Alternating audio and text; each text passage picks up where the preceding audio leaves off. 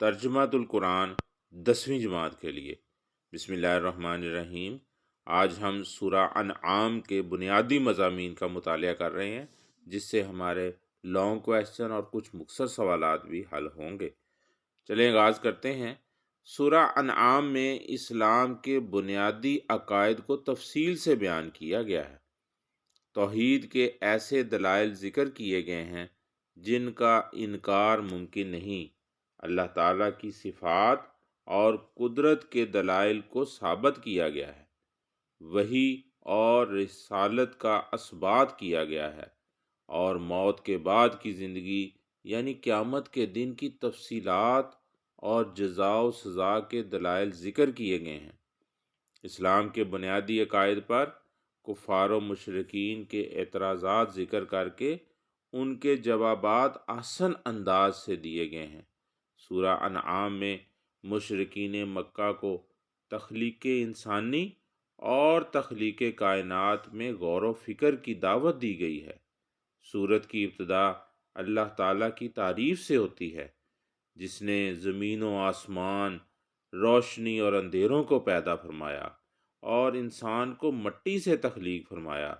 وہ انسانوں کی تمام حرکات و سکنات اور زمین و آسمان کی ہر چیز سے مکمل باخبر ہے۔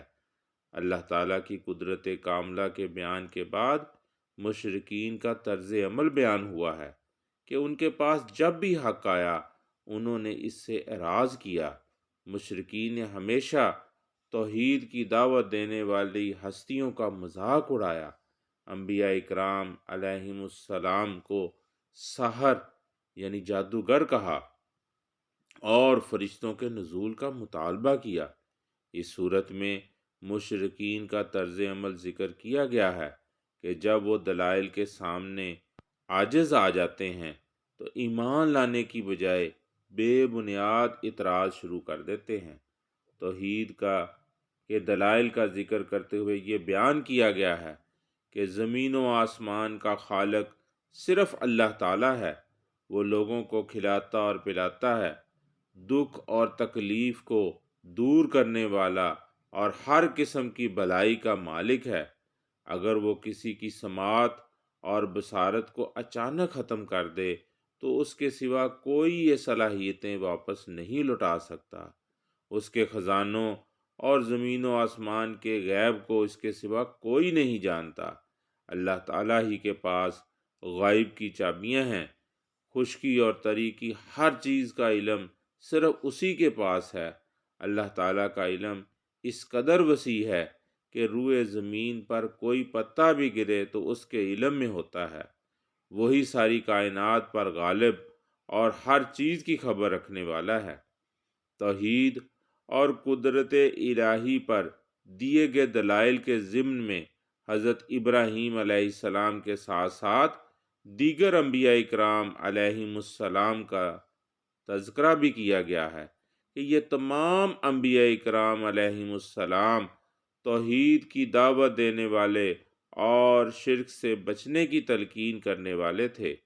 سورہ انعام میں نبی کریم خاتم النبیین صلی اللہ علیہ وآلہ وسلم کو مخاطب کر کے یہ کہا گیا ہے کہ آپ صلی اللہ علیہ وآلہ وسلم وحی الہی کی پیروی کریں اور مشرکین سے اعراض برتیں۔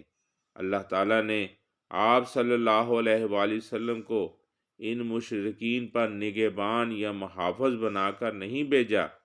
یہ عقائد باطلہ پر جمے ہوئے ہیں۔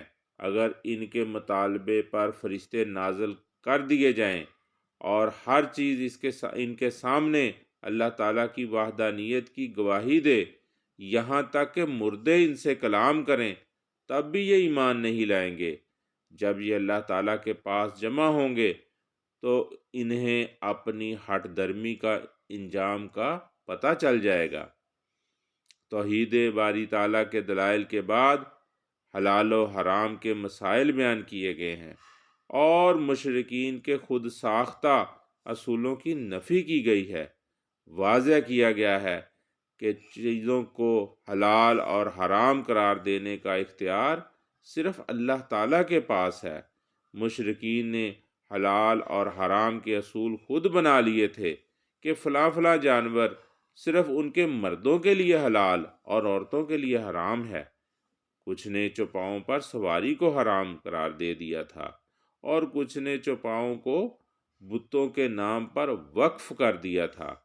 وہ انہیں ذبح کرتے وقت یا ان پر سوار ہوتے وقت اپنے بتوں کا نام لیتے تھے۔ اللہ تعالیٰ نے ان تمام عقائد و نظریات کو ان کی غلطی قرار دیا ہے۔